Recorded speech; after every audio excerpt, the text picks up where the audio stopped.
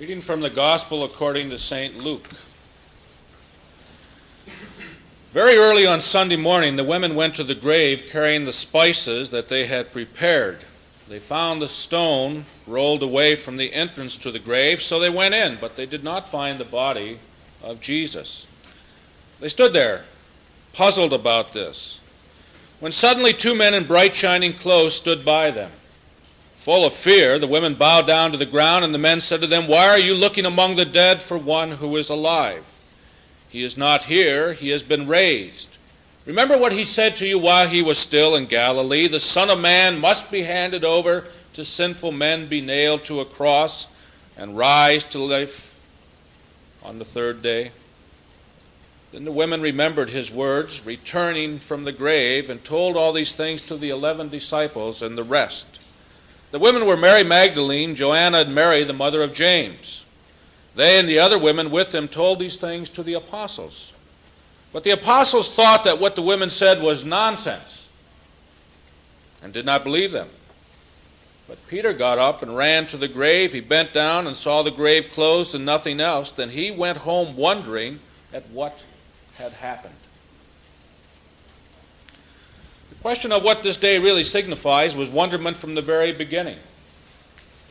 Over a period of months, we have been studying the teachings of Jesus, and in particular, we have been working with a group on trying to understand the last week, what went on in terms of the trial, and finally coming towards Easter morning. It is a difficult study. One can make anything a matter of faith, but that does not make it true. One can deny anything, but that doesn't make it false. The individual who is truly seeking to understand within himself what it means to be alive as a human being and to understand God in his life must struggle with certain questions, even as the early apostles and disciples did. There is a wonderment that we still are not able to fully comprehend. They could not understand what happened on that particular morning, and certainly we can't understand. The stories and the accounts are contradictory, and yet there seems to be an amazement. But fortunately for those of us who are attending a church like this, we are going to a liberal church. Now, don't be put off by that term. In the political realm, liberal has all kinds of meanings. It's been carried over into the theological realm to mean a stance, a position, an anti-approach to things. That is not what we mean when we say Pine Hill Congregational Church is a liberal church. It is not a political statement, for within the realms of our membership we have people who lean far towards the right and lean far towards the left, and some that don't lean at all. In our theological world we have a whole wide spectrum of theological beliefs, all sitting in a church which is called a liberal church. This week we received our Congregationalists, our national magazine, and one of our fellow churches in Terre Haute, Indiana, writes this: "We use the term liberal because in this church a person arrives at his religious beliefs through his own reason and experience, not because of some outer authority. The reason one is a liberal is that for him only inner compulsions can command. In a liberal church, a person holds beliefs in which he finds meaningful to him as he applies the standards of reason and experience to all that comes to human faith." Now, I read that little portion because I think regardless of how one approaches Easter morning, it forces us to rethink our understanding of ourselves and God. And however we come out, there are certain lessons from this particular day that we might draw. I realize I could preach a brilliant sermon arguing for or against the concept of the resurrection, but ultimately it doesn't matter. Ultimately, what does matter is how we live with God in our lives and the teaching of Jesus to stimulate us in that way. And so I entitled our particular message today, Beginnings. recognizing that in all of life there are a series of tensions. And if we don't come to grips with those tensions, we don't understand what life is about. Within the human body, every organ has an opposite that functions in opposite to help keep a balance. And when you look at the concept of this day, we are at a time of tensions, a time of dividing, a time of understanding the concept of the old and the new. You see, one of the problems with religion is that no matter how creative it is and how exciting it is, once it's accepted by a group of people, it becomes stale and sterile. We have a tendency to take any truth and to so codify it that there's no change whatsoever. Isn't it exciting that Jesus was an innovator? Not only in terms of what he tried to understand about God, but in who he saw involved in that concept of God. Jesus saw all men under God, not one particular people.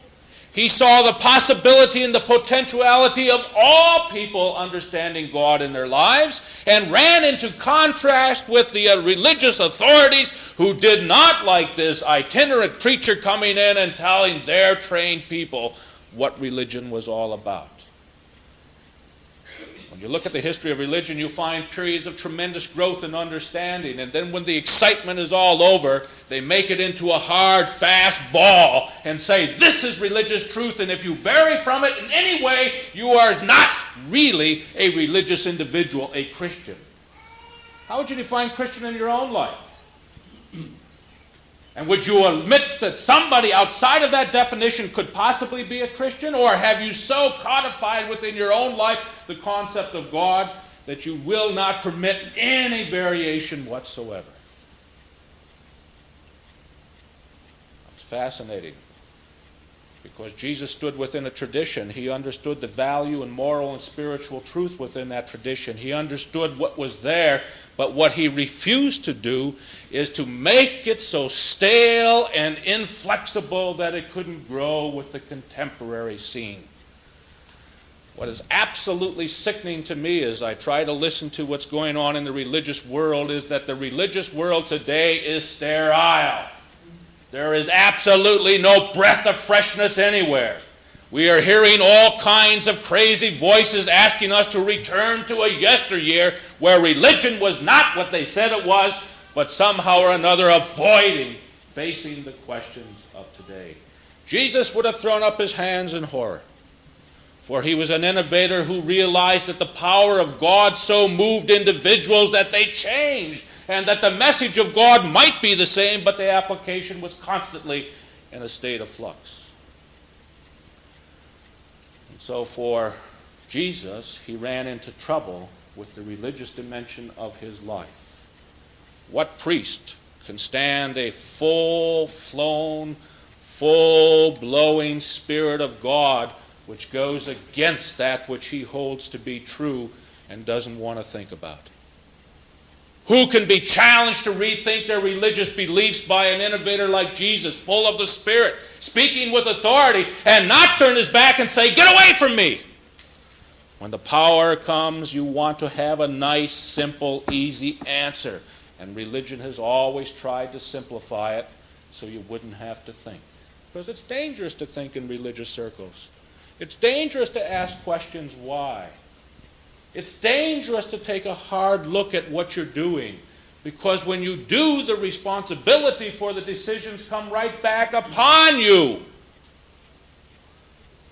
So it's much easier to recite a certain creed, a certain belief, and never have to think about it, hold it to be true, and that's true whether you go to seminary or religious school or what. Jesus ran into trouble with the old because he brought something new and fresh. But it was not meant to stop at that particular point. The one thing that I think Jesus taught us as we went on is the impact of the freshness in each individual life. Jesus never said to his disciples anywhere, "This is the experience you must have, and it must manifest itself this way. If it doesn't, it's not legitimate."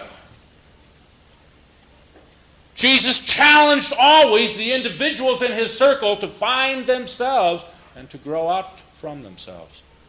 That's why he was exciting, and that's why he's dangerous.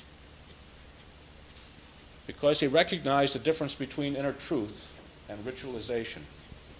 This is not a church with a lot of ritual. If you've ever been here more than once, you understand that, and if this is your first time, you understand it as well. We have very little ritual here, barely enough to hold it together. The main purpose of ritual is to keep the preacher so he doesn't have to keep looking at the bulletin but knows where we're going with the next step. That's an honest statement, because otherwise I'd be preaching when I was supposed to be taking the offering and standing up to preach when the choir is getting ready to sing. But what we do emphasize is the inner search and the inner truth and the conversation between the pulpit and the pew and the dialogue. We recognize that the truth of God has remained unchanged, but our understanding of it varies as we grow even more to understand who and what we are. Chris Kronberg, our organist, has loaned me a book called In the Beginning by Chaim Potok. I don't know. I've only gotten halfway through, and it hasn't been too exciting, but the second half I hear is. Chaim Potok is a very fascinating young Jewish boy who ultimately comes out of Orthodox Judaism to struggle within himself to understand the truth of God in the modern world. And he makes an interesting point, the same point that I'm making, except he did it within the Jewish tradition, that the rabbis who are considered to be so holy were innovators and were thrown out by their religious contemporaries as being unholy. Because they were individuals who took the power of God. Radak, Rabbi David Kimke, Rashi, Maimonides, took the understanding of God and applied it with the best knowledge of their day to human life. And they would be the first to say, don't codify what I've been saying, but let it grow in your own lives. Well, we could talk at great length about that. That's part of the religious level of the meaning of this particular day for me, but there's a personal level as well. I am one who spends most of my time dealing with history, so what I'm about to say ought to be put into that particular context. History is important. The late and the great theological mind, Paul Tillich, failed at one terrible point. He was not aware adequately in his understanding of life, of history. I've edited a book called The Intellectual Legacy of Paul Tillich. It's based on a series of seminars and studies held. And while I didn't say it in the book, the fact of the matter is Mr. Tillich did not leave an intellectual legacy. Do you know why? Mr. Tillich spoke very brilliantly to the times. He was a fine individual. He was fun to talk to, but he caught the time. But because he didn't have the sweep of history, one time saying that he cut himself off every day from what had come before, he failed to recognize that there is a broader sweep than that particular moment. But having said that, he brought an exciting dimension into life.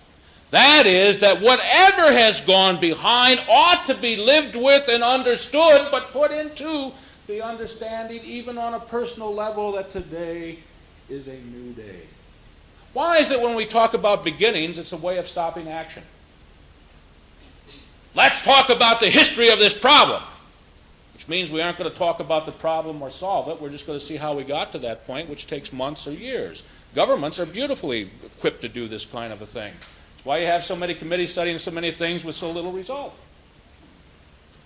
It's important to know how you got to a point, but there comes a time in life when you in your own lives have to say, whatever the mistakes, whatever the headaches that have come in at this point, I have to recognize that life begins ever anew now.